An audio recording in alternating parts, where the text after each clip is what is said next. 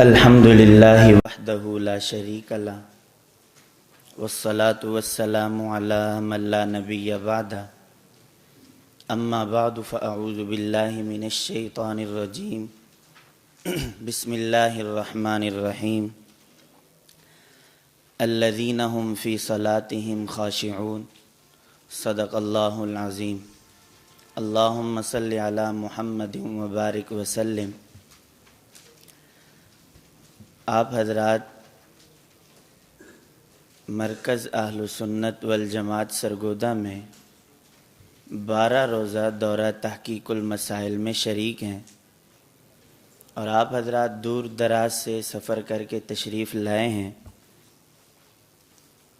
ہمارے یہاں مرکز میں بنیادی طور پر جو اس کورس میں توجہ دی جاتی ہے وہ 2 طرح کی ہے۔ ایک یہ ہے کہ آپ کو خود اپنے عقائد اور مسائل سمجھ آئیں اور آپ کو اپنے مسلک کا تعارف ہو جائے، اور دوسرا یہ ہے کہ کل کو بوقت ضرورت اگر آپ کو ان موضوعات پر بات کرنے کی ضرورت پیش آتی ہے تو آپ حضرات کے پاس یہ فن بھی آنا چاہیے کہ آپ اگلے سے گفتگو اور بات بھی کر سکیں۔ تو ہمارا جو سبق ہے، اور خصوصاً میرے سبق میں جو انداز اور گفتگو ہوگی وہ دونوں طرح ہوگی کہ آپ کو سمجھ میں بھی آئے، اور کل کو بوقت ضرورت اگر آپ کو کہیں بیان کرنے کی یا بات کرنے کی ضرورت پیش آتی ہے تو آپ کو وہ طریقہ بھی معلوم ہو۔ اس کی وجہ کیا ہے کہ ہمیں کچھ چیزیں سمجھ میں آتی ہیں لیکن آگے ہم سمجھانا نہیں جانتے، اور کبھی ایسے ہوتا ہے کہ ہمیں کچھ چیزیں سمجھ آتی ہیں لیکن اس پر ہم گفتگو کرنا نہیں جانتے۔ تو ہمارے پاس دونوں زبانیں ہوں، دونوں انداز ہوں، ہمیں خود بھی سمجھ میں آئے، ہم آگے عوام الناس میں دوسروں کو بھی سمجھائیں، اور اگر کل کو ہمارے سامنے کسی قسم کی ایسی نوبت آ جاتی ہے تو ہم وہاں سے پیچھے نہ ہٹیں اور اپنے مسلک اور اپنے مذہب کا دفاع خوب سے خوب کر سکیں۔ اب آپ حضرات یہ سمجھیں گے کہ ہمیں اس کی ضرورت کیوں ہے۔ یہی ایک سوال مجھ سے جامعہ دارالعلوم کراچی کے ایک طالب علم نے کیا، وہ تخصص کے تھے۔ ایسی جانا ہوا تو سارے طلباء بیٹھے تھے، تو اس میں ایک طالب علم نے سوال کیا کہ مفتی صاحب ان مسائل پر اور ان عقائد پر الگ سے طلباء کو سمجھانے کی ضرورت ہی کیا ہے؟ بظاہر اس کا سوال ٹھیک تھا۔ کہا کہ یہ تو ہم اپنے مدرسے میں جامعات میں پورا سال اور 8 سال ہم پڑھ رہے ہیں مسائل اور عقائد۔ میں نے ان سے کہا کہ پہلی بات یہ ہے کہ آپ حضرات نے 8 سال مدرسے میں وقت لگایا ہے، اور آپ نے مدرسے میں رہ کر حنابلہ، شوافع اور مالکیہ ان کے اختلافات آپ نے خوب پڑھے ہیں اور ایسے یاد کیے ہیں کہ امتحانات کے لیے آپ اختلافات کو ازبر کرتے ہیں۔ اور دوسری بات یہ ہے کہ اگر آپ مدرسے سے فارغ ہو جائیں اور آپ باہر جائیں تو کبھی کسی حنبلی نے آپ کے مسلک یا عقیدے پر اعتراض نہیں کیا، کبھی کسی شافعی نے کبھی کسی شافعی کو آپ کا سامنا نہیں کرنا پڑا، آپ نے نہیں کیا، اور کبھی کسی دوسرے فقہا میں کسی مسلک والے کا آپ نے کبھی اپنے اوپر اعتراض بھی نہیں سنا، چیلنج بھی نہیں سنا، کچھ بھی نہیں سنا، جبکہ آپ نے پورے 8 سال میں اختلافات یہی پڑھے ہیں۔ اب آپ مدرسے سے باہر نکلتے ہیں تو آپ کو یہی اعتراضات کا سامنا کرنا پڑتا ہے، لیکن آگے سے نہ وہ حنبلی ہے، نہ وہ شافعی ہے، نہ وہ مالکی ہے، آگے سے وہ ایک چوتھی نسل ہے جو ملک میں فرقہ واریت پھیلانے کے اوپر کام کر رہی ہے۔ آپ نے 8 سال میں تو سوچا بھی نہیں تھا کہ کیا مجھ سے یہ سوال بھی ہو سکتا ہے۔ میں نے کہا اب آپ جواب کہاں سے دیں گے؟ اب پریشان۔ جی ہم نے تو سارے اختلافات پڑھے، ہم نے تو سب کچھ پڑھا، لیکن آخر کار آپ انہیں یہ جواب دیں گے چھوڑیں ان مسئلوں کو، یہ تو فروعی اختلافات ہیں، کوئی ایسے بات ہی نہیں ہے، وہ بھی کریں یہ بھی کریں ٹھیک ہے۔ تو اس کا مطلب آپ نے مستقل اس کو دلیل دے دی کہ آپ کا عمل یہ بھی ٹھیک ہے اور باقی فقہا کا عمل یہ بھی ٹھیک ہے۔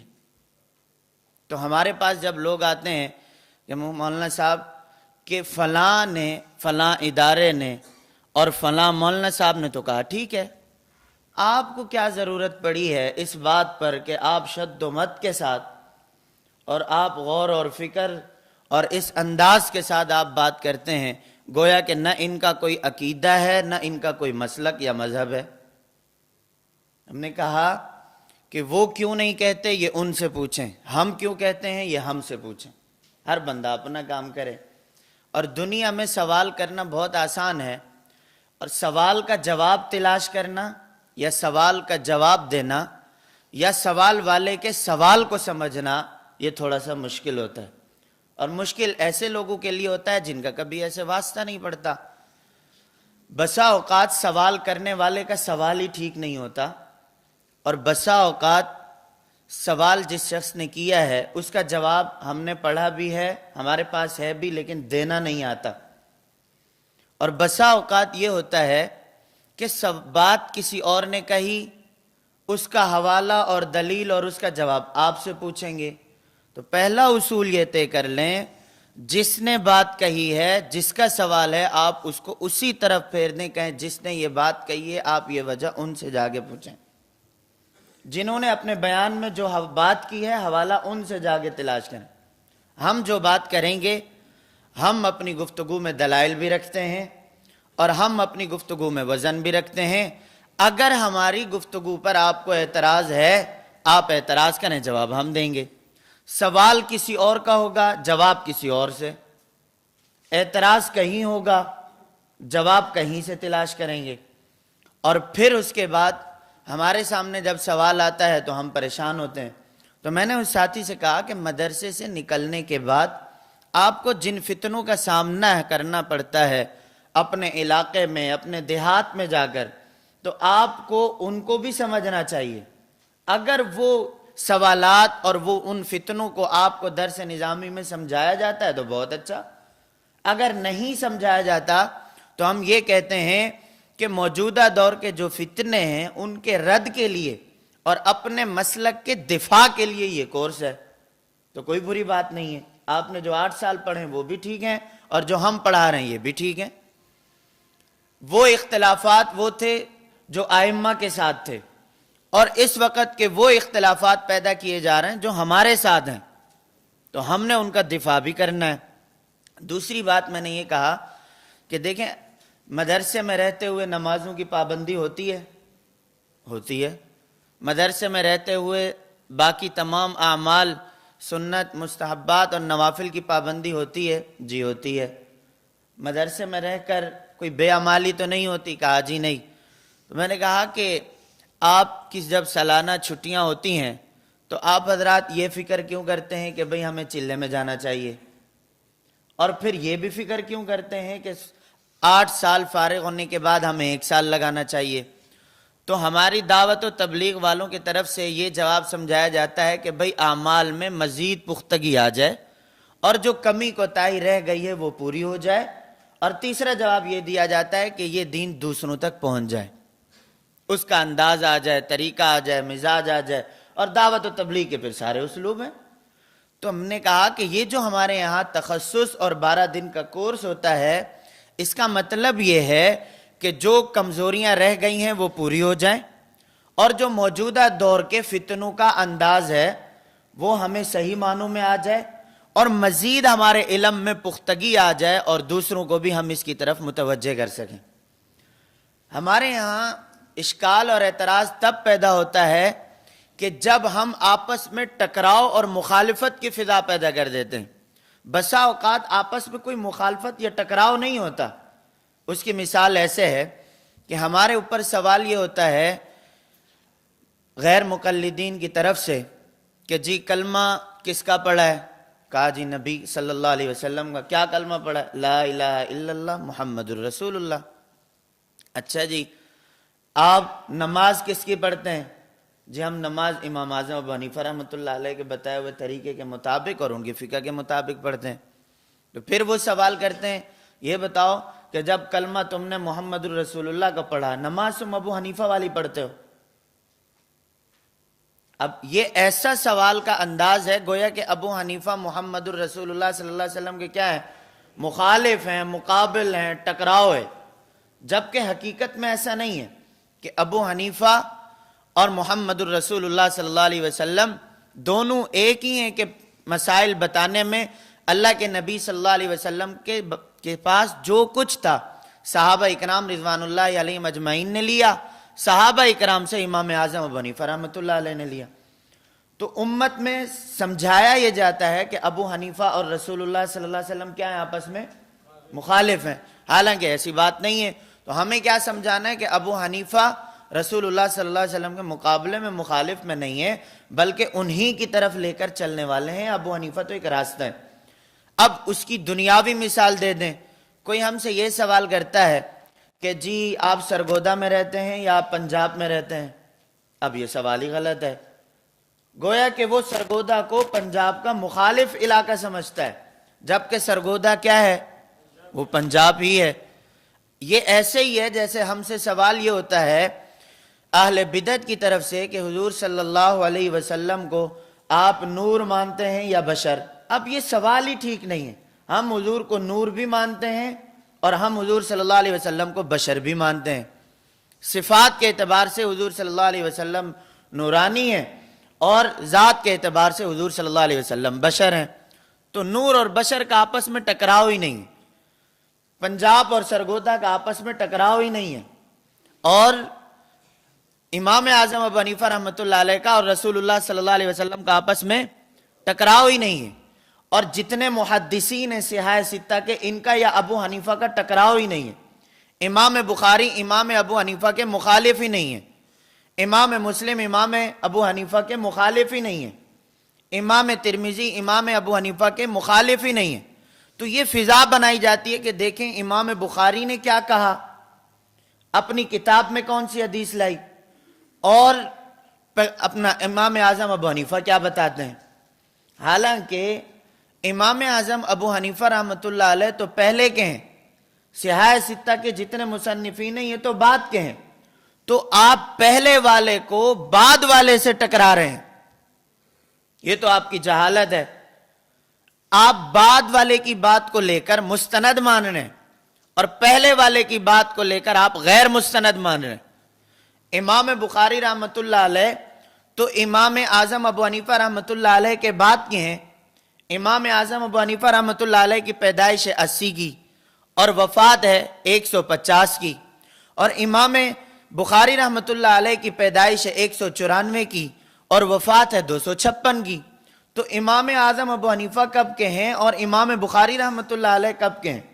تو یہ تو عقل بھی نہیں کہتی کہ آپ پہلے والے کو بعد والے کے مخالفت میں ٹھہرا دیں۔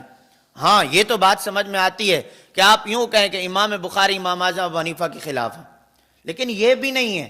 اس کی وجہ کیا ہے کہ دونوں کا فن اپنا اپنا ہے۔ امام اعظم ابو حنیفہ رحمۃ اللہ علیہ محدث بھی ہیں، امام اعظم ابو حنیفہ رحمۃ اللہ علیہ فقیہ بھی ہیں، امام بخاری رحمۃ اللہ علیہ محدث ہیں۔ امام بخاری کا ذوق حدیث کا تھا، تو اگر حدیث مبارک میں ایک طرف حدیث کی سند ہے اور ایک طرف حدیث کا متن ہے، امام اعظم ابو حنیفہ رحمۃ اللہ علیہ کی نظر حدیث کی سند پر بھی ہے، امام اعظم ابو حنیفہ رحمۃ اللہ علیہ کی نظر حدیث کے متن پر بھی ہے۔ تو امام اعظم ابو حنیفہ رحمۃ اللہ علیہ بڑے ہوئے، ان کا علم مقام اور مرتبہ بلند ہے، اور امام بخاری رحمۃ اللہ علیہ کی نظر صرف حدیث کی سند پر ہے۔ اب اس کی مثالیں کیا ہیں؟ امام بخاری رحمۃ اللہ علیہ کا ذوق فقہی نہیں تھا۔ امام اعظم ابو حنیفہ رحمۃ اللہ علیہ نے اپنی کتاب میں صحیح بخاری میں جن احادیث کو جمع کیا ہے وہ حدیث کی سند کے طرز پہ جمع کیا ہے۔ ان کا اپنا ایک ذوق تھا اور اپنی شرائط تھی، اس کے مطابق انہوں نے حدیث لائی ہیں۔ انہوں نے یہ نہیں دیکھا کہ اس حدیث کے متن پہ عمل ہے یا نہیں ہے. جیسے آپ نے سنا ہوگا کہ امام بخاری رحمۃ اللہ علیہ نے اپنی کتاب میں بیٹھ کر پیشاب کرنے کی ایک بھی حدیث نہیں لائی، کھڑے ہو کر پیشاب کرنے کی لائی ہیں. اب اگر کوئی یہ کہے کہ امام بخاری رحمۃ اللہ علیہ تو حضور کی اس سنت کے خلاف تھے اور اس کا انکار کر رہے ہیں کہ بیٹھ کر پیشاب کرنا تو ہے ہی نہیں، اصل تو ہے کھڑے ہو کر پیشاب کرنا. وجہ کیا ہے؟ دلیل یہ ہے کہ امام بخاری نے اپنی کتاب میں حدیث لائی ہے، اور پھر ایک جگہ بھی نہیں لائی بلکہ 3 موقعوں پر امام بخاری رحمۃ اللہ علیہ نے لائی ہے. اب اس کا کیا مطلب؟ ہم امام بخاری پہ الزام ٹھہرا دیں کہ وہ جو ہے بیٹھ کر پیشاب کرنے کے قائل نہیں ہیں؟ کسی نے آج تک دنیا میں یہ کہا؟ تو اگر آپ نے مقابلہ اور توازن کرنا ہے امام بخاری اور امام اعظم ابو حنیفہ رحمۃ اللہ علیہ کا، اور آپ نے معیار بنانا ہے صحیح بخاری کو، پھر تو آپ یہ دیکھیں کتنی ساری چیزیں ایسی ہیں جو صحیح بخاری میں ہیں اور کتنی ساری چیزیں ایسی ہیں جو صحیح بخاری میں نہیں ہیں. تو آپ پھر ایسا کریں جو صحیح بخاری میں ہیں ان سب کو مانیں، اور جو صحیح بخاری میں نہیں ہے ان سب کا انکار کر دیں. کیوں؟ آپ ہمارے لیے بھی یہی ترازو رکھتے ہیں کہ جی صحیح بخاری میں دیکھیں رفع الیدین ثابت ہے، صحیح بخاری میں دیکھیں سورۃ الفاتحہ مقتدی کے لیے پڑھنا ثابت ہے. آپ صحیح بخاری، یہ بات کی بات ہے کہ ان کی دلیل ہے یا نہیں، ثابت ہوتا ہے یا نہیں. آپ صحیح بخاری میں یہ دیکھیں اور یہ دیکھیں، تو ہم کہتے ہیں آپ یہ بتائیں اگر آپ کا معیار صحیح بخاری ہے تو پھر صحیح بخاری پہ بات کر لیتے ہیں.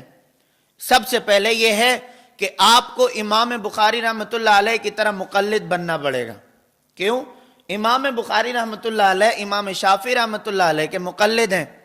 طبقات الشافعیہ میں لکھا ہے علامہ تاج الدین السبکی رحمۃ اللہ علیہ نے، اور خود غیر مقلدین کے عالم نے بھی لکھا کہ امام بخاری رحمۃ اللہ علیہ امام شافعی رحمۃ اللہ علیہ کے مقلد ہیں. تو پھر سب سے پہلے آپ کو اگر امام بخاری کو معیار بنانا ہے تو پھر آپ کو تقلید ماننی چاہیے. تقلید آپ نہیں مان رہے. اگر آپ نے صحیح بخاری کو معیار بنانا ہے تو پھر آپ کو 3 طلاق کو 3 ماننی چاہیے، کیونکہ امام بخاری رحمۃ اللہ علیہ بھی 3 طلاق کو 3 مان رہے ہیں. اگر آپ کو امام بخاری رحمۃ اللہ علیہ کو معیار بنانا ہے تو پھر آپ تہجد اور تراویح کی نماز کو الگ الگ کر دیں، کیونکہ امام بخاری کے نزدیک تہجد کی نماز الگ ہے، تراویح کی الگ ہے. تہجد کی نماز 8 رکعت ہے اور تراویح کی نماز جو ہے وہ 20 رکعت ہے. تو پھر آپ کو بھی امام بخاری رحمۃ اللہ علیہ کی طرح تہجد اور تراویح الگ نمازیں بھی ماننا چاہیے اور ان کی رکعت بھی بخاری والی ماننی چاہیے. آپ وہاں پر بھی نہیں کھڑے. اگر آپ کو امام بخاری رحمۃ اللہ علیہ کو ماننا ہے تو پھر آپ کو فقہ کا قائل ہونا پڑے گا. کیوں؟ آپ خود سمجھتے ہیں کہ امام بخاری رحمۃ اللہ علیہ نے جو احادیث کے اوپر عنوان باندھے وہ امام اعظم ابو حنیفہ رحمۃ اللہ علیہ کا فقہی ذوق ہے، اور امام بخاری نے عنوان باندھا باب من یرید اللہ بہ خیرا یفقہہ فی الدین. فقہ کے عنوان پر امام بخاری نے عنوان باندھا، جبکہ آپ غیر مقلدین کہتے ہیں کہ فقہ تو ایک الگ چیز ہے، فقہ کا تعلق نہ قرآن سے نہ حدیث سے ہے. تو اگر آپ کو بخاری کو ماننا ہے تو پھر آپ کو صحیح بخاری کتاب کے اوپر ہاتھ لگانے سے پہلے آپ کو بخاری کو پورا ماننا پڑے گا، صرف لفظ بخاری کو نہیں ماننا. دنیا میں ضابطہ کیا ہے؟ ایک بات یاد رکھیں کہ یہ بہت آسان سا کام ہے کہ جو لوگ یہ کہیں گے کہ ہم شیخ القرآن ہیں، آپ پرکھ لیں، جائزہ لیں، دلائل کر لیں، آپ کو وہ قرآن کی آیات کا انکار کرتے ہوئے نظر آئیں گے. آپ دنیا گھومیں، آپ کو جو اہل حدیث کہتے ہوئے نظر آئیں گے. آپ دلائل اور ان کے مسائل کا جائزہ لیں، آپ کو منکرین حدیث نظر آئیں گے. اور دنیا میں آپ جائزہ لیں، جو آپ کو اولیاء اللہ اور بزرگان دین کے تابع نظر آئیں گے وہ آپ کو اولیاء اللہ اور بزرگان دین سے ہٹتے ہوئے نظر آئیں گے. کیوں؟ اس پر مثالیں ہم عوام الناس میں، یہ میں آپ سے بھی کہتا ہوں، جب آپ عوام میں گفتگو کریں تو وہ ہمارے خلاف یہ ذہن سازی کرتے ہیں کہ دیکھیں قرآن کی آیت ہے انہوں نے چھوڑی ہے، یہ دیکھیں حدیث مبارکہ ہے انہوں نے چھوڑی ہے، تو بالکل اسی طرح آپ کو بھی عوام میں یہی طرز اپنانا پڑے گا کہ وہ قرآن کی آیات جو انہوں نے چھوڑی ہیں، وہ احادیث مبارکہ جو انہوں نے چھوڑی ہیں، اس کی مثال کیا ہے؟ ہم جیسے عوام میں جاتے ہیں، کچھ لوگوں نے ہمارے خلاف یہ فضا بنائی کہ یہ منکرین قرآن ہے. ہم نے کہا کہ ہم منکرین قرآن نہیں، منکرین قرآن اصل میں یہ ہیں. کیوں؟ اٹھائیں قرآن کی آیت وَلَا تَقُولُوا لِمَنْ يُقْتَلُ فِي سَبِيلِ اللَّهِ أَمْوَاتٌ بَلْ أَحْيَاءٌ وَلَكِنْ لَا تَشْعُرُونَ. اٹھائیں قرآن کی آیت وَلَا تَحْسَبَنَّ الَّذِينَ قُتِلُوا فِي سَبِيلِ اللَّهِ أَمْوَاتًا بَلْ أَحْيَاءٌ عِنْدَ رَبِّهِمْ يُرْزَقُونَ. اٹھائیں قرآن کی آیت وَلَوْ أَنَّهُمْ إِذْ ظَلَمُوا أَنفُسَهُمْ جَاءُوكَ فَاسْتَغْفَرُوا اللَّهَ وَاسْتَغْفَرَ لَهُمُ الرَّسُولُ لَوَجَدُوا اللَّهَ تَوَّابًا رَحِيمًا. اٹھائیں قرآن کی آیت اِنَّكَ مَيِّتٌ وَإِنَّهُمْ مَيِّتُونَ. اٹھائیں آپ قرآن کی آیات کہ وہ آیات جن کا انہوں نے انکار کیا، کوئی اپنے موقف کے علاوہ، اپنے موقف کے سے ہٹ کر کوئی قرآن کی آیت پڑھنے سے اگر دلیل بنتی ہے، تو پھر جب آپ ہمارے موقف پر ہم سے قرآن کی آیت کا مطالبہ کریں گے تو پھر ہم بھی اپنے موقف سے ہٹ کر قرآن کی آیت پیش کریں گے. جب ہم کوئی قرآن کی آیت پیش کرتے ہیں تو وہ کہیں گے اس قرآن کی آیت میں یہ ذکر ہے، اس قرآن کی آیت میں نبی کی حیات کا ذکر ہے، اس قرآن کی آیت میں جو ہے، اس قرآن کی آیت میں اللہ کے نبی صلی اللہ علیہ وسلم کے سماع کا ذکر ہے.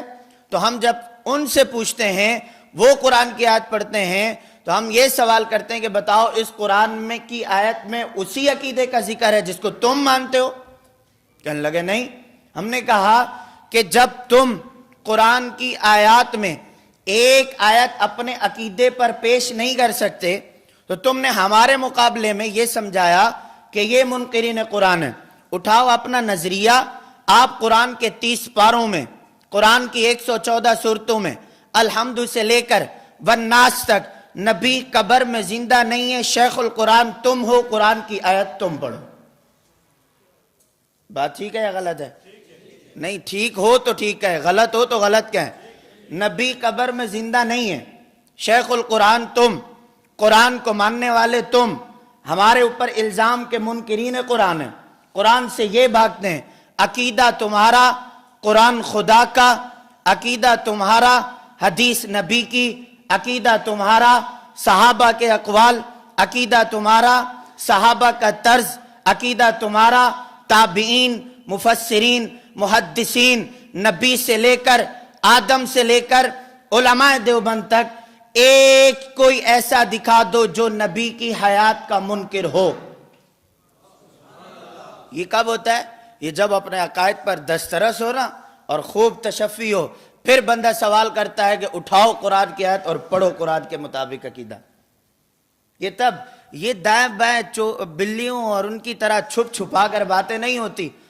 کیوں؟ یہ اس وقت ہوتا ہے کہ جب آپ کو اپنے عقائد پر خوب تشفی حاصل ہو اور آپ کو مخالف کے نظریے کے مطابق آپ کو ان کے موقف کا پتہ ہو، پھر آپ دڑلے سے سوال کریں.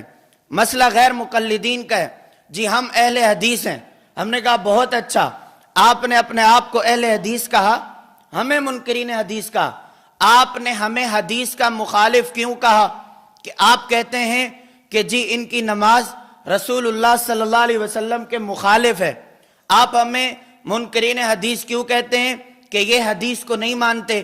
آپ نے کہا کہ ان کی نماز ابو حنیفہ والی، ان کی نماز رسول اللہ والی نہیں ہے. دلیل کیا ہے؟ کہا کہ دیکھو نماز میں یہ رفع الیدین نہیں کرتے، اللہ کے نبی کی حدیث کہتی ہے رفع الیدین ہے. یہ دیکھیں نماز میں سورۃ الفاتحہ مقتدین کا نہیں پڑھتا، اللہ کے نبی کہتے ہیں کہ سورۃ الفاتحہ پڑھیں، اور یہ کہتے ہیں کہ اگر نماز میں آمین جو ہے وہ زور سے کہیں، آہستہ آواز سے کہیں. حدیث کہتی ہے کہ زور سے کہیں. یہ کہتے ہیں کہ 3 طلاق وہ 3 ہوتی ہیں، حدیث کہتی ہے کہ 3 1 ہوتی ہیں. اور یہ کہتے ہیں کہ نماز میں ناف کے نیچے ہاتھ باندھنا ہے، حدیث کہتی ہے کہ سینے پہ ہاتھ باندھنا.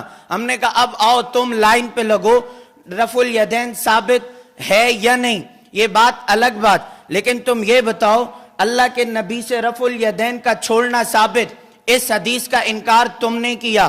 اللہ کے نبی صلی اللہ علیہ وسلم سے مقتدی کے لیے سورۃ الفاتحہ نہ پڑھنا ثابت، انکار تم نے کیا، اللہ کے نبی صلی اللہ علیہ وسلم کی تراویح کی حدیث کا انکار تم نے کیا، اللہ کے نبی صلی اللہ علیہ وسلم کی حدیث 3 طلاقیں 3 ہوتی ہیں انکار تم نے کیا، اللہ کے نبی صلی اللہ علیہ وسلم کی احادیث میں آمین آہستہ کہنا ہے انکار تم نے کیا، محدثین کا انکار تم نے کیا، صحیح بخاری کا انکار تم نے کیا، صحیح مسلم کا انکار تم نے کیا، ابن ماجہ کا انکار تم نے کیا، ترمذی کا انکار تم نے کیا، امام بخاری کے نام پر لوگوں کو دھوکا، اہل حدیث کے نام پر اہل حدیث کے نام پر احادیث والوں کو دھوکا، تم نے امام مسلم کے نام پر لوگوں کو دھوکا دیا۔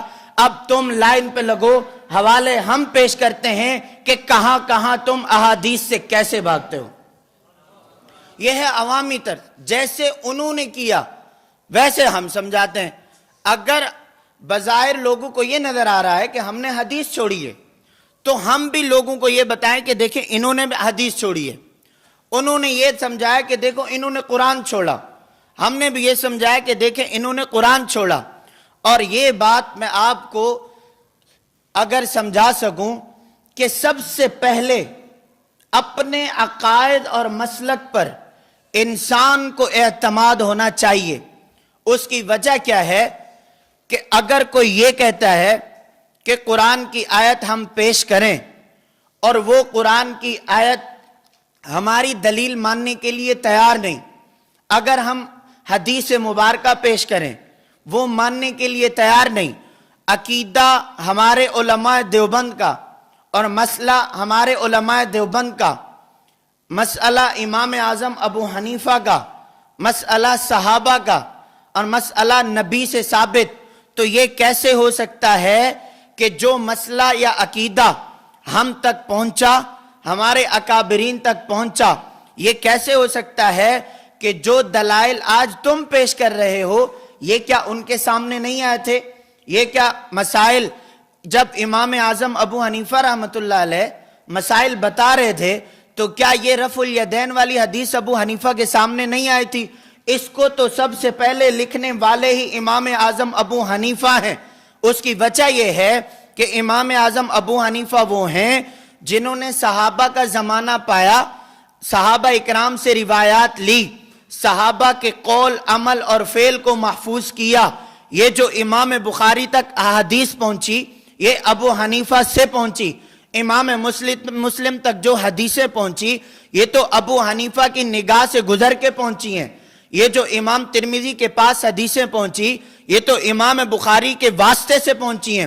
اس کی وجہ یہ ہے ابو حنیفہ وہ ہیں جن کا تعلق صحابہ کے ساتھ ہے، تو یہ کیسے ہوا کہ حدیث بخاری تک پہنچی اور ابو حنیفہ کی نگاہوں سے نہ گزری؟ یہ ہو سکتا ہے؟ نہیں، حدیث امام بخاری تک پہنچی ہے اور پہنچانے والے کون ہیں؟ امام اعظم ابو حنیفہ۔ اور امام اعظم ابو حنیفہ وہ ہیں جنہوں نے اللہ کے نبی کی ساری احادیث کو فقہی ابواب کے مطابق جمع کیا اور ایک جگہ لکھا۔ تو یہ کیسے ہو سکتا ہے کہ امام اعظم ابو حنیفہ رحمۃ اللہ علیہ محدث ہی نہ ہو؟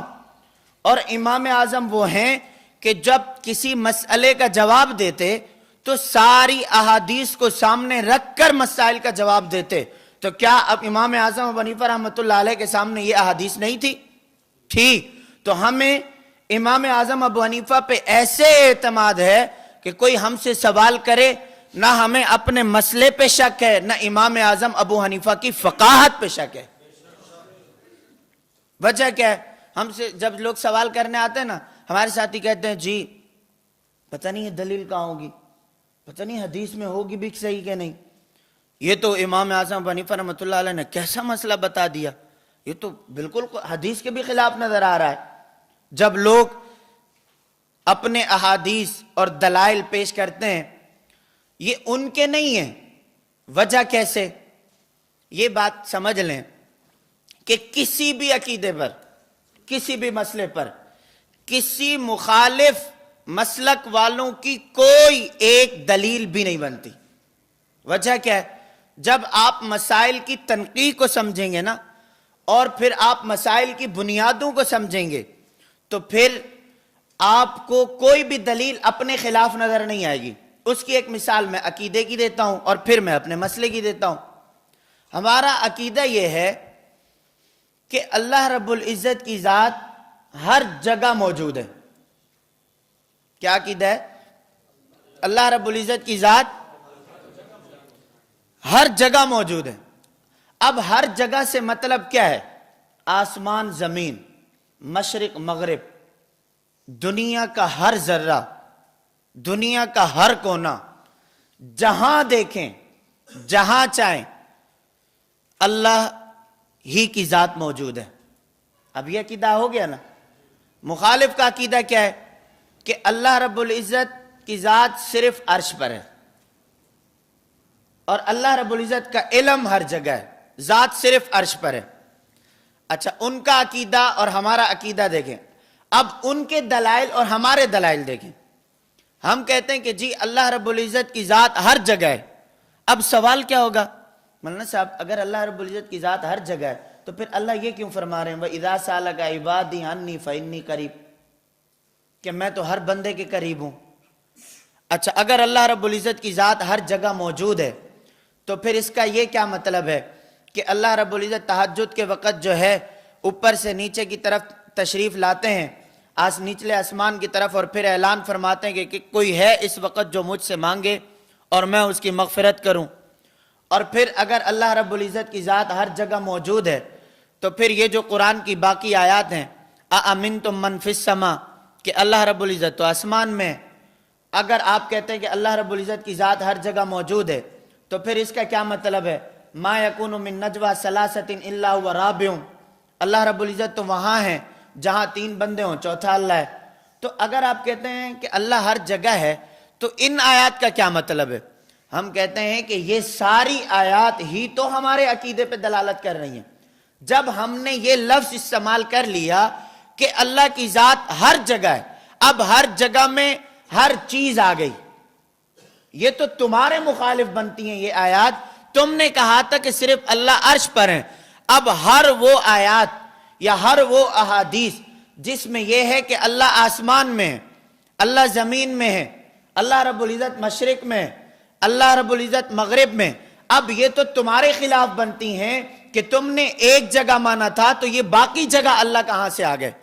اور جب ہم نے کہا کہ اللہ ہر جگہ ہے تو ہر قرآن کی آیت ہمارے مخالف نہیں، ہمارے ہی عقیدے کی وضاحت ہے. تو اب قرآن کی کوئی آیت یا اللہ کے نبی کی کوئی حدیث ہمارے اس عقیدے کے خلاف ہی نہیں ہو سکتی.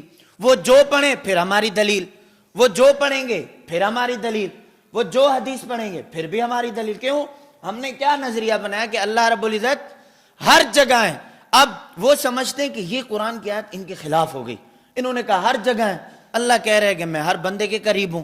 ان نے کہا ہر جگہ ہے، اللہ رب العزت کہہ رہے ہیں کہ میں تو مشرق مغرب میں ہوں. انہوں نے کہا ہر جگہ ہے، اللہ رب العزت کہہ رہے ہیں کہ میں تو عرش پہ ہوں. تو وہ یہ سمجھتے ہیں کہ یہ جو دلائل ہیں یہ ان کے خلاف ہیں. ہم نے کہا عرش سے لے کر فرش تک، مشرق سے لے کر مغرب تک، دائیں سے بائیں، بائیں سے دائیں، فوق سے تحت، تحت سے فوق، ہر جگہ اللہ ہی اللہ ہے. جو بھی دلیل ہے وہ ہماری ہے. بات ہی ختم. اب تم دلیل شوق سے پڑھو، تم قرآن کی آیت شوق سے پڑھو، وہ کس کی آیت، وہ کس کے عقیدے پہ دلیل ہوگی؟ تو بات ہی ختم. تو کوئی دلیل ہمارے خلاف نہیں ہو سکتی. ہاں، یہ ساری آیات ان کے خلاف ہوں گی اور یہ سارے دلائل ان کے خلاف ہوں گے. کیوں؟ انہوں نے صرف اللہ رب العزت کو عرش پہ مانا، باقی کہیں نہیں مانا. جبکہ قرآن کی آیت بتا رہی ہے کہ یہاں بھی ہیں، یہاں بھی ہیں، یہاں بھی ہیں. ان آیات کا تم کیا جواب دو گے؟ ان کا جواب تمہارے ذمہ بنتا ہے، ہمارے ذمہ نہیں بنتا. اب دیکھو بات مسئلہ ہی حل. حضرت استاد گھمن صاحب دامت برکاتہم العالیہ کی جو تعبیرات ہیں نا، یہ آپ کو کتابوں میں ڈھونڈنے سے بھی نہیں ملیں گی. یہ میں آپ کو تحدیث بن نعمت کے طور پہ کہہ رہا ہوں، اور یہ اپنے استادوں سے ہی ہم نے پڑھا. اب دیکھیں یہ وہ تعبیر ہے جس کے 2 فائدے ہیں. ایک کیا کہ آپ کے عقیدے کی وضاحت ہو گئی ایک ہی جملے میں. نمبر 2، کوئی بھی دلیل آپ کے عقیدے کے خلاف نہیں ہو سکتی. اور نمبر 3، جو ان کا عقیدہ ہوگا، جو وہ دلائل آپ کے مخالفت میں پیش کر رہے ہوں گے، وہ سب کے سب دلائل ان کے منہ پر تماچا ہوں گے۔ آپ تعبیرات ایسی استعمال کریں۔ اب یہ ہمارا مسئلہ ہے، یہ میں نے مثالیں اور یہ کیوں دی، میں نے کہا تھا نا آپ کو دونوں طرز آنے چاہیے، عوامی بھی، خود بھی سمجھنا ہے اور آگے سمجھانا کیسے ہے، یہ دونوں طرز آپ کو آنے چاہیے۔ مسئلہ ہے ترک رفع الیدین، کہ نماز میں ہاتھوں کو نہ اٹھانا۔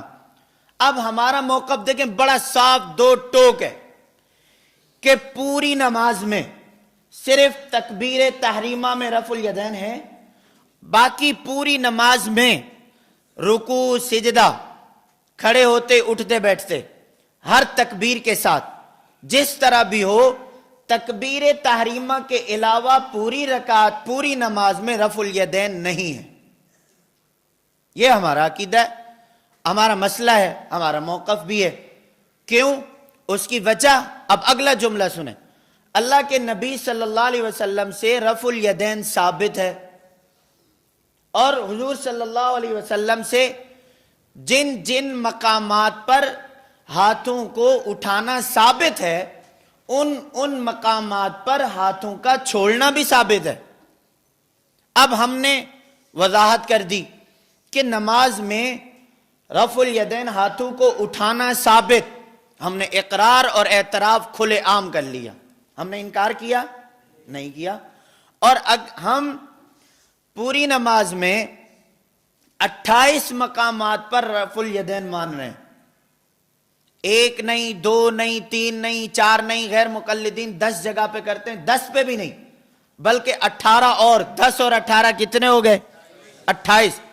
اگر تم 10 کو مان کر اور 18 کا انکار کر کے، توجہ رکھنا، تم 10 کو مان کر 10 جگہ پر رفع الیدین کر کے 18 پر نہ کر کے تم پھر بھی اپنے آپ کو اہل حدیث کہو، اور ہم 28 میں سے ایک پر تو کر رہے ہیں، 27 پر نہیں کر رہے، کچھ تم بھی چھوڑ رہے ہو، کچھ ہم بھی چھوڑ رہے ہیں، کچھ جواب تمہارے ذمہ بنتا ہے، کچھ ہمارے ذمہ بنتا ہے، تو ہم ایک پر کر رہے ہیں، 28 27 پر نہیں کر رہے، اور تم 10 پہ کر رہے ہو، 18 پہ نہیں کر رہے۔ تو پہلا مسئلہ یہ ہے کہ ہم تم سے بڑے اہل حدیث ہوئے، کیوں؟ ہم 10 کی جگہ کتنے مان رہے ہیں اور وہ کتنے مان رہے ہیں؟ 10۔ تو 10 کا ہندسہ زیادہ ہے یا 28 کا؟ بولو، ہم انکار کر رہے ہیں؟ ہم اس میں انکار نہیں کرتے۔ کیوں؟ اگر تم 10 جگہ پر مان کر اور تم کرتے ہو، باقی 18 پہ نہیں کرتے، تم پھر بھی اہل حدیث ہو، اور ہم 18 پہ نہیں، ہم کہہ رہے ہیں 27 اور بھی ثابت ہیں، ایک پہ ہم کر رہے ہیں، تو ہم تو تم سے بڑے اہل حدیث ہوئے۔ دلیلیں تمہارے پاس ادھوری ہیں، ہمارے پاس پوری ہیں، آؤ ہم سے سنو۔ اب دیکھو، اب ہم نے رفع الیدین مسئلے کا انکار نہیں کیا، بلکہ ہم نے تو کھلے عام اقرار کیا ہے۔ ہم کیوں چھپیں، ہم کیوں بھاگیں؟ تو جب ہم 28 پر مان رہے ہیں تو اس کا مطلب یہ ہے کہ احادیث بھی تو ہے نا۔ تو جب احادیث ہیں، توجہ رکھنا، میں اگلا نقطہ جو عرض کرنے لگا ہوں نا، وہ سارے کے سارے مسئلے کی وضاحت ہے، توجہ رکھنا۔ ہم 28 پر مان رہے ہیں اور 28 مقامات کی احادیث بھی ثابت کر رہے ہیں، 28 مقامات کی، بولو، ثابت کر رہے ہیں۔ تو بتاؤ، کیا اگر تم ہماری مخالفت میں اگر صرف رکوع کے رفع الیدین کی حدیث بتاؤ گے تو وہ ہمارے خلاف ہوگی؟ ہم نے تو پہلے ہی کہا، ہم نے کیا کہا؟ ہم نے تو پہلے ہی کہا۔ اب وہ 28 کیا مسئلے کی میں تنقید کر رہا ہوں، اس کو بڑی اہمیت کے ساتھ آپ حضرات سمجھیں۔ مسئلہ کیا ہے کہ رفع الیدین اللہ کے نبی صلی اللہ علیہ وسلم سے ثابت ہے، تو جب جو چیز ثابت ہے وہ احادیث میں تو ہوگی نا، اس کا تو انکار نہیں کیا جا سکتا، اس کو چھپایا بھی نہیں جا سکتا، اس کو کتابوں سے نکالا بھی نہیں جا سکتا۔ لیکن اب اس پہ عمل ہے کہ نہیں، اللہ کے نبی نے چھوڑا بھی ہے کہ نہیں، یا اللہ کے نبی صلی اللہ علیہ وسلم نے اس کام کے مقابلے میں کوئی دوسرا کام بھی کیا ہے کہ نہیں، یا صرف وہی کام ثابت ہے؟ یہ 3-4 جملے ہیں۔ نمبر 1، اللہ کے نبی صلی اللہ علیہ وسلم سے کیا صرف وہی عمل ثابت ہے، اس کے مقابلے میں کوئی نہیں؟ نمبر 1۔ نمبر 2، کیا اللہ کے نبی صلی اللہ علیہ وسلم سے وہ عمل ثابت ہے لیکن اس کے مقابلے میں بالکل اس کی مخالفت میں دوسرا بھی ثابت ہے؟ اور نمبر 3، یا اللہ کے نبی صلی اللہ علیہ وسلم نے ایک عمل کو شروع ہی نہیں کیا اور ہم اسے مان رہے ہیں؟ اور نمبر 4، کیا ہم اس موڑ پر ہیں کہ اللہ کے نبی صلی اللہ علیہ وسلم نے ایک عمل کو شروع کیا پھر اسے چھوڑا؟ اب یہ 3-4 تقسیمات ہیں۔ مسئلہ رفع الیدین کا جو تعلق ہے یہ اس مسئلے کے ساتھ نہیں ہے کہ اللہ کے نبی نے ایک کام کیا ہی نہیں اور ہم کہہ رہے ہیں کہ حضور سے رفع الیدین ثابت ہی نہیں، اس کا تعلق اس فہرست کے ساتھ نہیں ہے۔ اور ہم یہ کہہ رہے ہوں کہ حضور سے ثابت ہی نہیں، نہ رکوع کا نہ سجدوں کا کسی جگہ کا ثابت نہیں۔ انہوں نے کہا دیکھو رکوع کا ثابت ہے، انہوں نے کہا دیکھیں تیسری رکعت میں اٹھتے وقت ثابت ہے، ایسی بات نہیں۔ نمبر 2، کیا یہ ہے کہ اللہ کے نبی صلی اللہ علیہ وسلم نے ایک عمل شروع کیا پھر اس عمل کے مقابلے میں دوسرا عمل بھی موجود ہے لیکن دوسرا بعین ہی اس کے مخالف ہے، ایک مقام پر کرنا ثابت ہے اور دوسرے مقام پر چھوڑنا ثابت ہے، اور اللہ کے نبی صلی اللہ علیہ وسلم پہلے اس عمل کو کر رہے ہیں اور بعد میں اس عمل کو کیا کرنے چھوڑ رہے ہیں۔ تو اب ہم نے اللہ کے نبی کے اس عمل کو دیکھنا ہے جو بعد والا ہے۔ بعد والا عمل ہے چھوڑنا، پہلے والا عمل ہے کرنا۔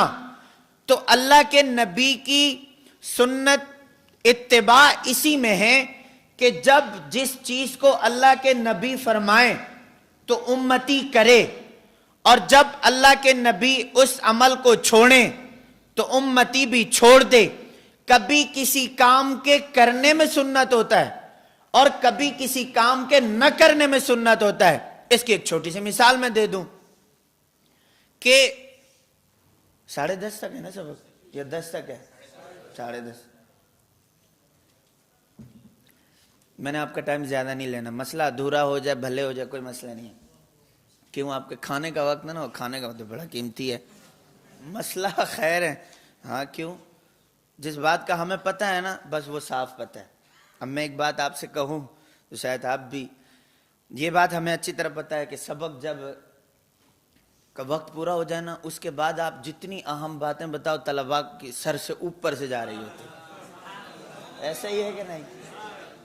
تو ہم نے اپنے سبق کے دوران، میں کسی اور کی میں نے آج تک اپنے ابھی بعد ہمارے اساتذہ ہوتے تو کتاب کے حاشیہ میں لکھ دیا تھا کہ کبھی بھی پڑھاتے وقت سے اوپر نہیں جانا۔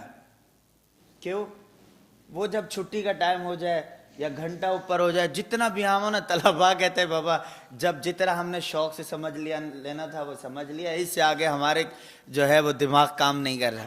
اور پھر 2 وقت، یا تو جمعرات کی چھٹی کا وقت ہو، یا پھر جو ہے وہ کھانے کی چھٹی کا وقت ہو، یا عصر کی اذان کا وقت ہو، ایسے ہی ہے نا؟ تو اس وجہ سے میں نے اپنے وقت کا بھی خیال رکھنا ہے اور آپ کے سمجھ کا بھی خیال رکھنا ہے۔ میں سمجھاتا رہوں، آپ کہو جی اب سب جاتے رہو، ہمارے سر سے اوپر سے گزر رہا ہے، ایسے نہیں ہوگا۔ خیر، تو یہ جو رفع الیدین ہے، کہاں بات چل رہی تھی؟ ثابت کہ اللہ کے نبی صلی اللہ علیہ وسلم سے اب رفع الیدین کا چھوڑنا بھی ثابت ہے۔ تو کبھی کسی کام کے کرنے میں سنت ہوتا ہے اور کبھی کسی کام کے نہ کرنے میں سنت ہوتا ہے۔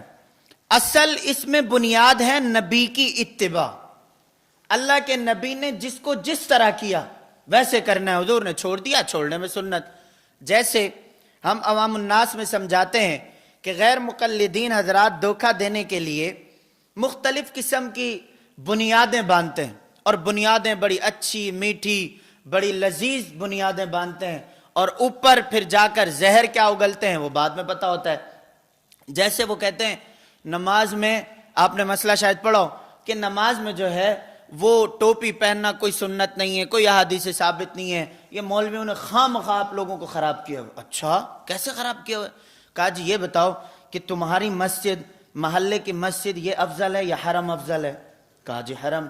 اچھا یہ بتاؤ ایک نماز تمہارے یہاں پر ہے، ایک یہ عبادت ہے، اور دوسری عبادت ہے حج اور عمرہ، وہاں پر دیکھو وہاں پر کیا ہے، ننگے سر، بال بالکل کھلے ہوئے اور جسم کے اوپر ایسے، تو اگر ٹوپی پہننا پگڑی پہننا نماز کے لیے اتنی اہمیت کا حامل تھا تو وہاں پر کیوں نہیں پہنی جاتی؟ تو اس سے پتہ یہ چلا، کہتے ہیں کہ ٹوپی ووپی پہننا کوئی سنت نہیں ہے، نہ کوئی اس کی افضلیت ہے، نہ کوئی ثواب ہے۔ کیوں؟ اگر اس میں ثواب زیادہ ہوتا تو اس عبادت میں ثواب کی ضرورت زیادہ ہے، تو وہاں پر پہنی جاتی۔ لہذا ان مولویوں نے ایسے دھوکہ دیا ہوا ہے، ننگے سر نماز پڑھو۔ اب ہم اس کے جوابات تو آپ نے کہی، لیکن وہاں پر ایک لفظ ہم استعمال کرتے ہیں، اصل چیز ہے اتباع سنت۔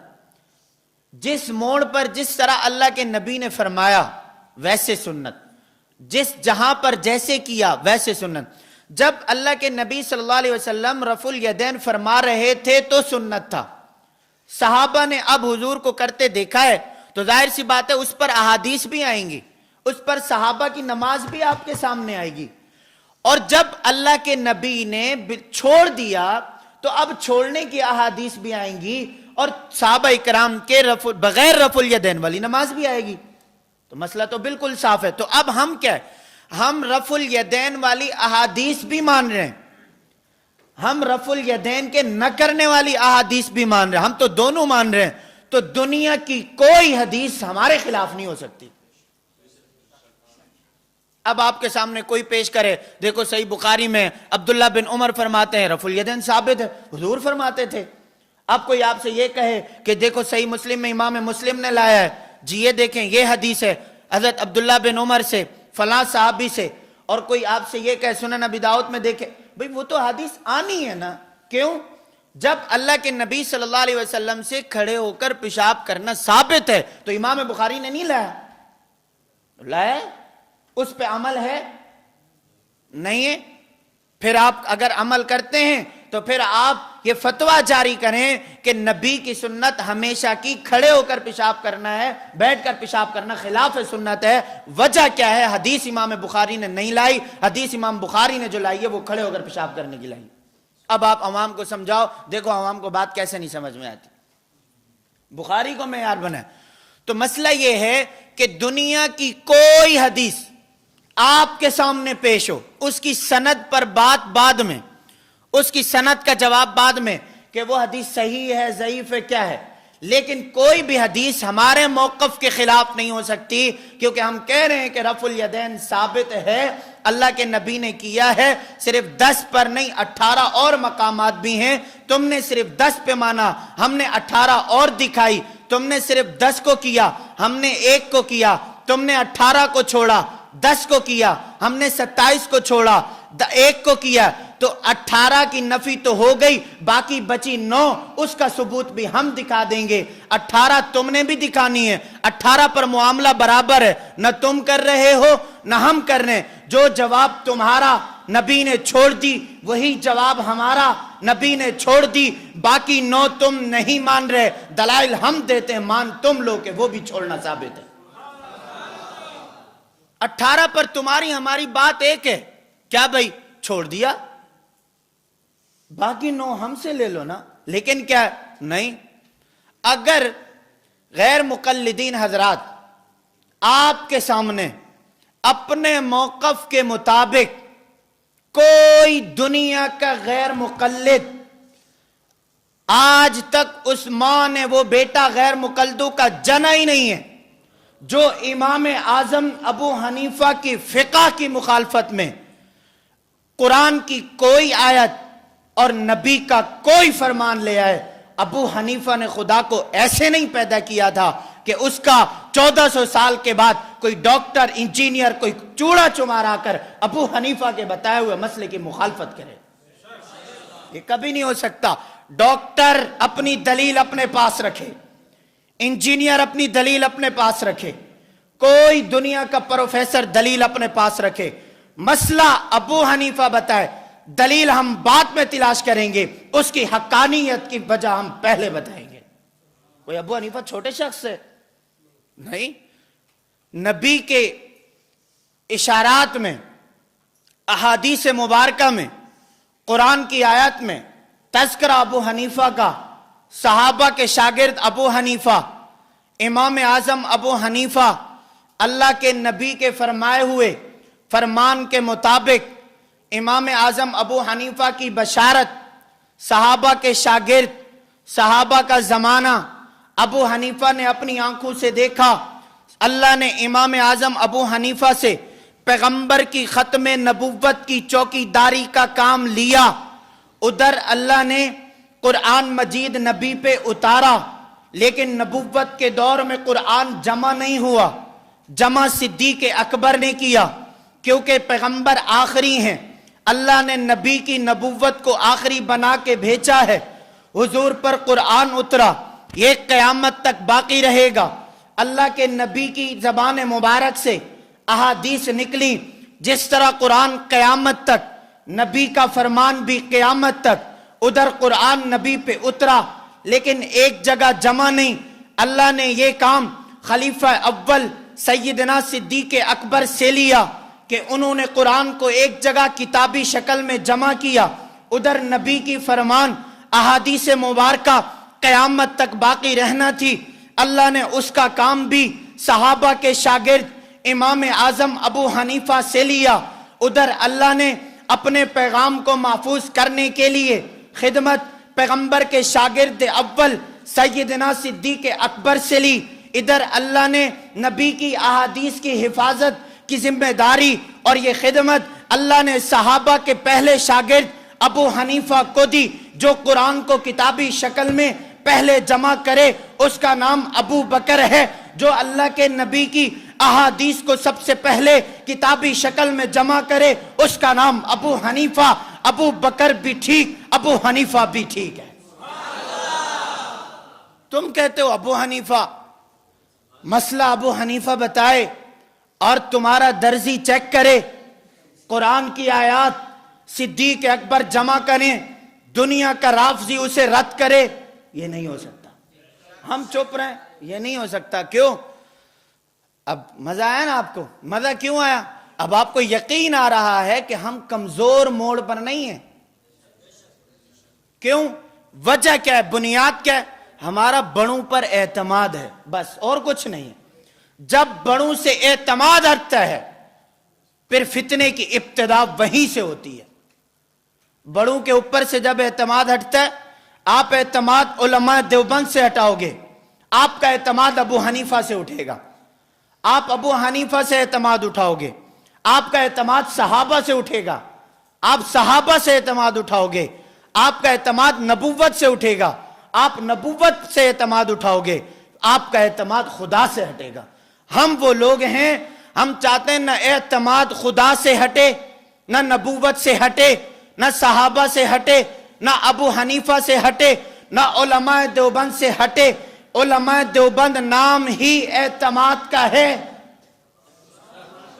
اگر اپنے آپ کو دیوبندی مانتے ہو نا تو پہلا کام اعتماد کرو، بد اعتمادی نہیں۔ بد اعتمادی پیدا کرو گے نا تو پھر آپ ایک اسٹیپ، دوسرا اسٹیپ، تیسرا اسٹیپ، چوتھا اسٹیپ آپ گر جاؤ گے۔ اور اس وجہ سے بزرگ فرماتے ہیں کہ جب فتنے کی ایک سیڑھی جب گرتی ہے نا تو ساری سیڑھیں ایک دم گر جاتی ہیں۔ اب اپنے مسئلے کی طرف، وہ بھی مسئلہ تھا وہ جو میں نے آپ کو سمجھا، تو امام اعظم ابو حنیفہ رحمۃ اللہ علیہ نے یہ جو ہمیں بتایا کہ رفع الیدین صرف پہلی تکبیر میں، باقی پوری نماز میں رفع الیدین، توجہ رکھنا، ثابت ہے۔ اللہ کے نبی سے جس طرح کرنا ثابت، اسی طرح چھوڑنا بھی۔ تو اب ہمارے سامنے دونوں احادیث آ جائیں، اگر کرنے والی آ جائیں وہ بھی ہماری دلیل ہے کیونکہ ہم کہہ رہے ہیں، اور اگر چھوڑنے والی احادیث آ جائیں وہ بھی ہماری دلیل ہے کیونکہ ہمارا عمل ہے۔ چھوڑنے والی احادیث بعد میں، کرنے والی احادیث پہلے۔ اسی وجہ سے اللہ کے نبی کی کوئی حدیث یا کسی بھی محدث کی کوئی حدیث نہ ہمارے خلاف ہے، نہ کسی محدث کی لائی ہوئی کوئی حدیث ابو حنیفہ کے خلاف ہے۔ پہلا جواب، دنیا جہاں میں یہ ضابطہ یاد رکھنا۔ دوسرا جواب کیا ہے؟ جب آپ کو دنیا کہتی ہے کہ جی اس چیز کو آپ کیوں نہیں مانتے یا فلاں کی بات کو آپ کیوں نہیں مانتے، تو آپ دوسرا جواب یہ دیں، ہم پورا مانتے ہیں، آپ ادھورا مانتے ہو، بس۔ اور آپ کو یہ جواب ہر جگہ نظر آئے گا۔ کہیں پر ہر جگہ آپ کو یہ نظر آئے گا آدھی بات کو لے لیں گے آدھی کو چھوڑ دیں گے. انک لا تسمع الموتى بس اتنا. اموات غیر احیاء اتنا. اچھا انک میت اتنا. اور قرآن کی 2 آیات, لیکن وہ ان کی دلیل بنے گی نہیں. ویسے مثال کے طور پر آپ کو پیش کر رہا ہوں. پھر بالکل اسی طرح غیر مقلدین, دیکھو جی رفع الیدین ثابت, فلانی اپنے موقف کے مطابق. تو اب دیکھیں غیر مقلدین حضرات کے ساتھ جب ہماری گفتگو ہو یا ہوتی ہے, اب ہمارے مضبوط قسم کے سوالات کیا ہوتے ہیں؟ ہم کہتے ہیں رفع الیدین کرنا فرض ہے, واجب ہے, سنت ہے, مستحب ہے, کیا ہے؟ یہ کیا ہے؟ وہ جو جواب دے اس پر 2 ضابطے ہیں. ایک کیا؟ آپ نے فوراً کہنا ہے اس پر اللہ کا فرمان ہو یا نبی کا فرمان ہو, بس یہ دکھائیں. دائیں بائیں نہیں جان, کیوں دائیں بائیں جائیں گے تو پھر تقلید, کسی امتی کی بات, پھر کسی اور, یہ تو شرک ہو جائے گا. تو گرفت اپنی مضبوط رکھیں. گرفت کے مضبوط ہونے کا مطلب کیا ہے؟ جو ان کے اصول اور ضابطے ہیں انہوں نے بنائے ہیں, ہم بالکل اسی طرح سوال کرتے ہیں. نمبر 2, اب وہ کہے گا رفع الیدین فرض ہے, بولو پڑھیں قرآن کی آیت. رفع الیدین فرض ہے, صحیح بخاری سے حدیث پڑھیں. رفع الیدین واجب ہے, سنت ہے, مستحب ہے, کیا ہے؟ آپ کتابوں کے نام لیتے جاؤ اور کہو جی ایک ایک کر کے اس پر حدیث پڑھو. نمبر 2, آپ پوری نماز میں 10 مقامات پر رفع الیدین کر رہے ہیں, 18 پر آپ نہیں کر رہے. اللہ کے نبی کی ایسی حدیث لاؤ جس میں اللہ کے نبی نے حکم فرمایا ہے کہ ان 10 مقامات پر کرو اور ان 18 پر نہیں کرو. یاد ہو گیا؟ ایسی حدیث جس میں اللہ کے نبی کا کیا ہو؟ حکم.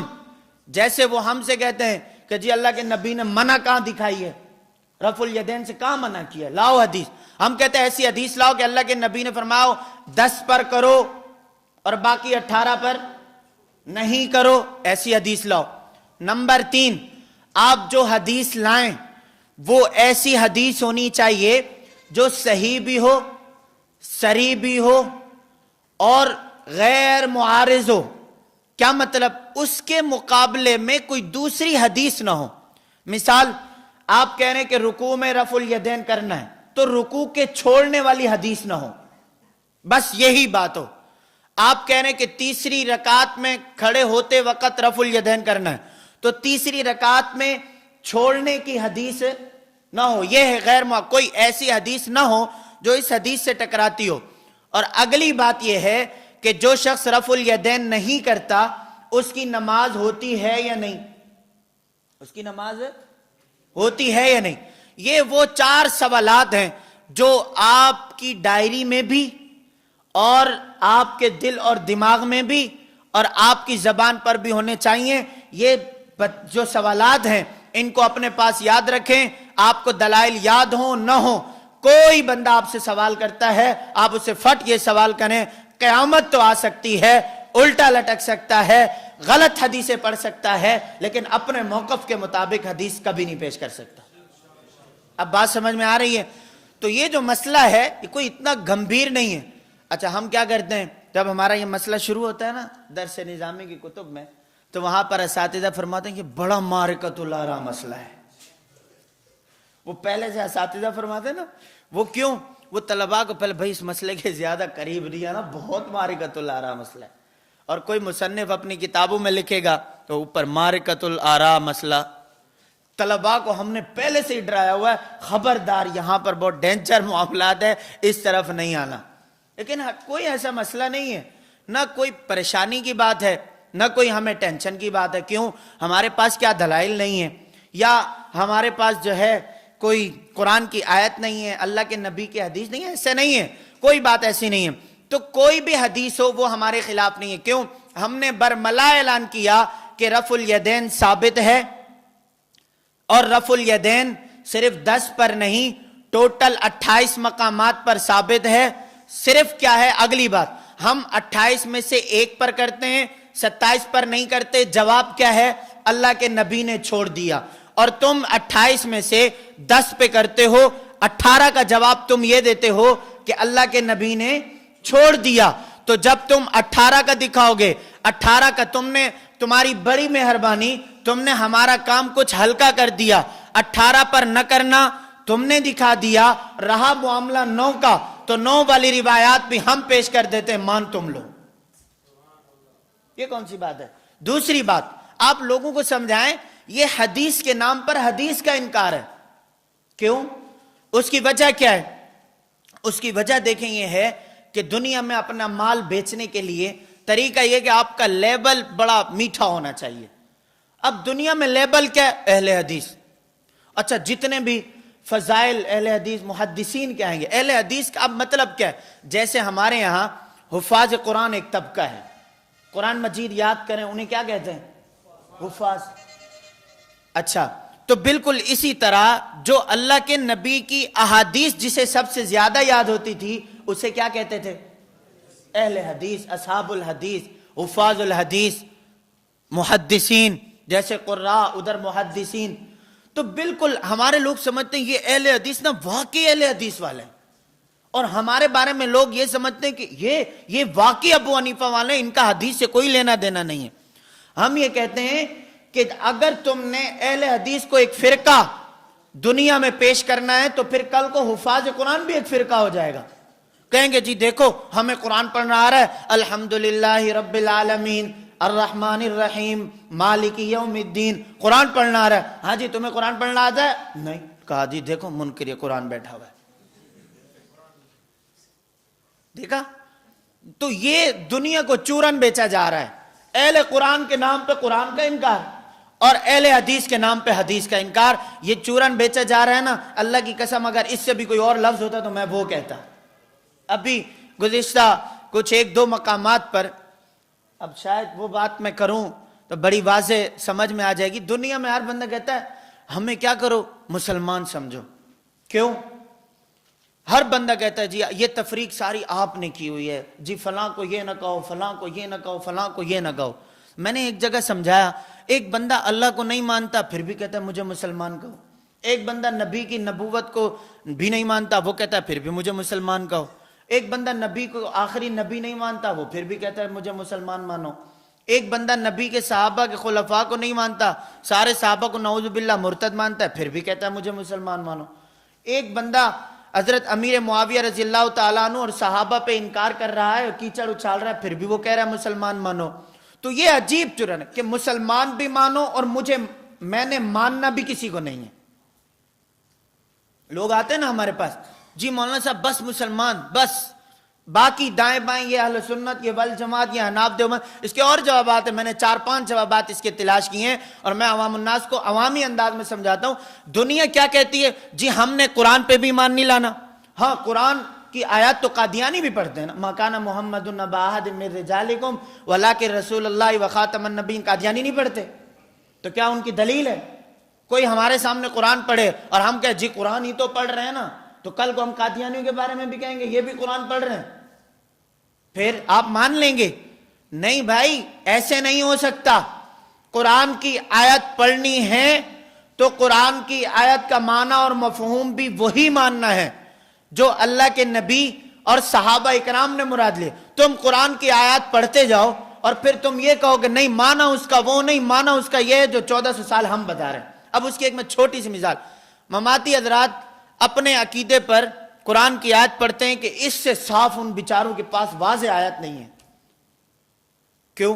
عوام کو دھوکہ دیں، امواتن امواتن، ہم کہتے ہیں نا کہ تم دکھاؤ مردہ، کہتے ہیں امواتن، آ گیا نا لفظ، ہم کہتے ہیں جی یہ لفظ دکھاؤ زندہ نہیں ہے، غیر احیاء، غیر احیاء، بار بار پڑھیں گے، غیرو کا را کو بھی پیش کر کے اتنا لمبی مد بنا دیں گے وہ لہجہ اور طرز کے لیے، پھر غیر احیاء کی مد 5 الف کے برابر ہے، 1 گھنٹے کی مد کو لے جائیں گے، وہ احیاء، غیر احیاء کا معنی جو ہے نا وہ صرف لہجے اور طرز سے سمجھا رہے ہوتے ہیں۔ اچھا ہوتا ہے کیا ہے؟ لوگ سمجھتے ہیں واقعی قرآن کی آیت پڑھی ہے، بڑا لہجہ مارا ہے اور بالکل عقیدے کے مطابق بیان کی ہے، اور اللہ کے بندے پرلے درجے کے جاہل، اگر قرآن کی یہ آیت پڑھنے پر تیرے عقیدے پہ دلیل ہے تو پھر قادیانی کی دلیل بھی مان، وَلَٰكِن رسول اللہ وخاتم النبیین، کہ خاتم النبیین کا معنی یہ ہے کہ جس پر نبی کی مہر لگتی جائے، وہ کہتے ہیں غلام احمد قادیانی پر نبی کی مہر لگی ہے اس لیے وہ نبی ہے۔ اگر اموات غیر احیاء کا معنی تو اپنا کرتا ہے تو پھر قادیانی کا معنی بھی مان، تو اس کا معنی اگر ہم نہیں مانتے تو تیرا معنی کیسے مانے؟ اس کی وجہ یہ ہے اموات یہ نبی پہ اتری ہے، غیر احیاء یہ نبی پہ اتری ہے۔ کیا اللہ کے نبی نے اموات غیر احیاء کا معنی وہی لیا جو تو آج کا لے رہا ہے کہ نبی قبر میں زندہ نہیں ہیں، نبی قبر میں مردہ ہیں؟ تو کیا یہ نبی کے دنیا سے جانے کے بعد صحابہ نبی کی قبر پہ گئے تھے درود و سلام پڑھنے؟ ان کا نظریہ تھا نبی قبر میں زندہ ہیں، تو اوپر سے قرآن کی آیت نبی پہ اتری نہیں صحابہ پہ اتری ہو، اموات غیر احیاء، صحابہ تم کہاں جا رہے ہو؟ نبی تو قبر میں زندہ نہیں ہے، نبی تو مردہ ہیں۔ کیا قرآن کی آیت بھی اس پہ اتری ہے؟ کہتے ہیں جی نہیں، قرآن کی آیت نبی پہ اتری ہے، تو اس کا معنی کیا ہے تمہیں سمجھ لینا چاہیے۔ اس کا معنی امام احمد ابن حنبل فرماتے ہیں اس آیت کا تعلق انسانیت کے ساتھ نہیں، اسلام کے ساتھ نہیں، اس کا تعلق امتی کے ساتھ نہیں، اس کا تعلق 1.25 لاکھ انبیاء میں کسی نبی کے ساتھ نہیں، اس آیت کا تعلق بتوں کے ساتھ ہے۔ اللہ تعالیٰ نے انہیں سمجھانے کے لیے بتایا تھا تم ان کی عبادت نہ کرو، اموات یہ زندہ نہیں ہیں، یہ مردہ ہیں۔ تم نے ظلم کی انتہا کی، آیت بتوں سے متعلق تھی، تم نے انسانوں پر بھی نہ پڑھی، تم نے کسی اور نبی پہ نہ پڑھی، کسی اور مسلمان پہ نہ پڑھی، تم نے نبی کی اوپر فٹ کر دی۔ تو میں تم سے بڑا گستاخ دنیا میں کسی کو نہیں سمجھتا۔ لوگوں کو سمجھاؤ، یہ سمجھانے سے، یہ زبان گھٹ گھٹ کر سے نہیں ہے، لوگوں کو سمجھانے سے۔ تو اس وجہ سے دلیل پیش کرنے سے دلیل نہیں بن جاتی۔ اگر یہی ضابطہ بنانا ہے تو دنیا جہان میں لوگ دلائل پیش کر رہے ہیں، دنیا جہان میں لوگ قرآن کی آیت پڑھ رہے ہیں، رافضیوں کے پاس اپنے دلائل ہیں، ماتم کے اوپر اپنے دلائل ہیں، ان کے باقی عقائد کے اوپر اپنے دلائل ہیں۔ تو پھر اس کا کیا مطلب؟ ہم ان کے قرآن کی ہر آیت کا، قرآن کی آیت کا وہی عقیدہ سمجھ لیں جو انہوں نے بنایا؟ نہیں، ہم وہ نہیں مان سکتے۔ اس وجہ سے عقیدہ ہو یا مسئلہ، دلیل وہ پڑھو جو موقف کے مطابق ہو، دلیل وہ پڑھو جو اسی عنوان کے مطابق ہو، دلیل ایسی پڑھو جو آپ کے موقف کی تائید کرتی ہو، دلیل ایسی پڑھو جو ہمارے موقف کی مخالفت کرتی ہو۔ لیکن ہمیں اللہ کا اس پر شکر ہے، ہمارا تعلق ان کے ساتھ ہے جن کے نہ عقیدے کے خلاف نہ قرآن کی آیت تھی، نہ جن کے مسئلے کے خلاف قرآن کی آیت تھی۔ اس کی وجہ کیا ہے کہ یہ وہ لوگ ہیں جنہوں نے قرآن کی بات کی ہے، یہ وہ لوگ ہیں جنہوں نے اللہ کے نبی کی حدیث کی بات کی ہے۔ تو ان کا عقیدہ ہو یا مسئلہ ہو قرآن کے مخالف تب بنے گا جب یہ عقیدہ بناتے قرآن کے مخالف، ان کا مسئلہ تب حدیث کے خلاف ہوتا جب یہ مسئلہ حدیث کے مخالف بناتے۔ یہ تو وہ طبقہ ہے جنہوں نے قرآن کی ترجمانی بھی کی ہے، حدیث کی ترجمانی بھی کی ہے، قرآن کا دفاع بھی کر رہے ہیں، حدیث کا دفاع بھی کر رہے ہیں۔ تو کیسے خلاف ہو سکتا ہے؟ ہم نے کوئی اپنی طرف سے نہیں بات کی ہے، ہم نے کہا نہیں۔ تو اس وجہ سے دلائل آپ کے سامنے فائل میں موجود ہیں، قرآن مجید کی آیات مبارکہ بھی۔ اب ہمارا یہ جو موقف ہے کہ رفع الیدین یہ جو اللہ کے نبی صلی اللہ علیہ وسلم نے چھوڑا ہے، بس اب اس کے اوپر دلائل، چھوڑنے کے اوپر دلائل ہمارے ذمے تھے۔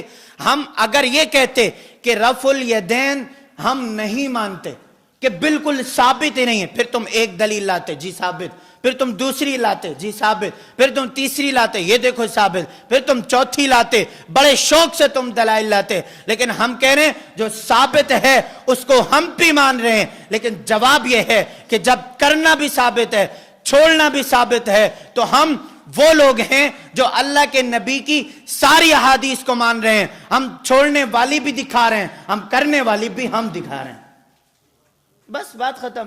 تو اس وجہ سے آپ کی فائل میں یا آپ کے سامنے جو دلائل آ جائیں ہمارے موقف پر، قرآن کی آیت، ہمارے موقف پر احادیث مرفوعہ، ہمارے موقف پر احادیث موقوفہ، احادیث مقطوعہ، ائمہ مجتہدین کے اقوال، ہمارے موقف پر صحابہ اکرام کی نماز، ہمارے موقف پر تابعین، ان سب کی نماز ہمارے سامنے موجود ہے کہ اللہ کے نبی صلی اللہ علیہ وسلم سے رفع الیدین چھوڑنا ثابت ہے۔ ان سب نے آ کر گواہی دی کہ جی رفع الیدین چھوڑنا ثابت ہے۔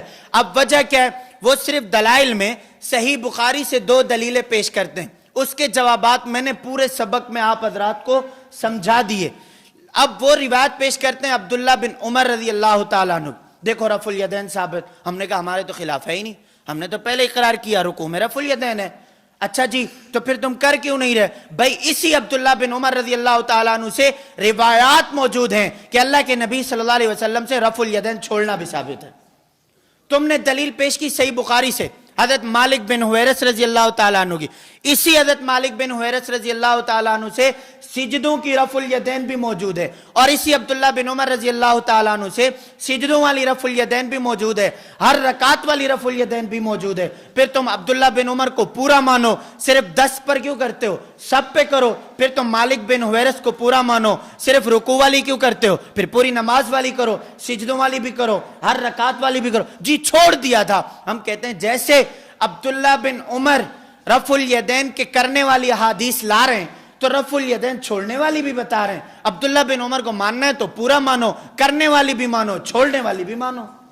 اچھا 28 مرتبہ رفع الیدین کی ترتیب بتا دیجئے۔ 28 مقامات پر صرف آسان سی بات ہے، 4 رکعت والی نماز ہو، 4 رکعت والی نماز میں آپ کتنے رکوع کتنے ہیں؟ 4۔ ایک کہاں سے آیا؟ دیکھا حاضر دماغ نہیں ہے، کھانے کی طرف دماغ چلا گیا۔ میں نے پہلے کہا ٹائم سے اوپر، لیکن میں یہ آپ لوگوں کے جواب دے رہا ہوں۔ 4 رکعت والی نماز میں رکوع کتنے؟ 4۔ رکوع میں جاتے، رکوع سے سر اٹھاتے 8۔ سجدے کتنے؟ 8۔ 8 دونی 16 اور 8 24، اور ہر رکعت کے شروع والے 4۔ کتنے ہو گئے؟ نہیں سمجھ میں آیا؟ نہیں سمجھ میں آیا؟ آسان سی بات ہے، کوئی مشکل نہیں ہے۔ 4 رکعت والی نماز کا حساب لو، رکوع الگ کر لو، سجدے الگ کر لو، ہر رکعت کے شروع والا الگ کر لو۔ ہم نے رکوع والے بھی چھوڑ دیے، چاہے وہ جانے گئے رکوع میں، چاہے وہ رکوع سے اٹھنے گئے، چاہے وہ سجدے میں جانے گئے، چاہے وہ سجدے سے اٹھنے گئے، چاہے وہ ہر رکعت کے صرف تکبیر تحریمہ۔ سمجھ میں آ گئی؟ باقی کا انکار نہیں، ثابت ہے، تو کوئی بھی دلیل ہمارے خلاف۔ اچھا یہ 28 والا ہو گیا۔ ہمارا موقف رفع الیدین کے ترک کرنے گئے، اور امام شافعی رحمۃ اللہ علیہ رفع الیدین کے قائل ہیں عند الرکوع اور عند رفع الراس، اور غیر مقلدین بھی امام شافعی۔ دیکھیں میں نے پہلے کہا کہ وہ تو مقلد ہیں، تقلید میں آپ کریں ٹھیک ہے، جب آپ ان سے نکل جائیں گے پھر یہ گمراہیت ہے، پھر ہم ان کا والا مان لیں گے، آپ والا نہیں مانیں گے۔ کیوں؟ امام شافعی نے اگر اختلاف کیا ہے تو امام شافعی نے امام اعظم ابو حنیفہ یا ان کے مقلدین کو چیلنج اور مناظروں کی باتیں نہیں کی تھی۔ السلام علیکم ورحمۃ اللہ وبرکاتہ۔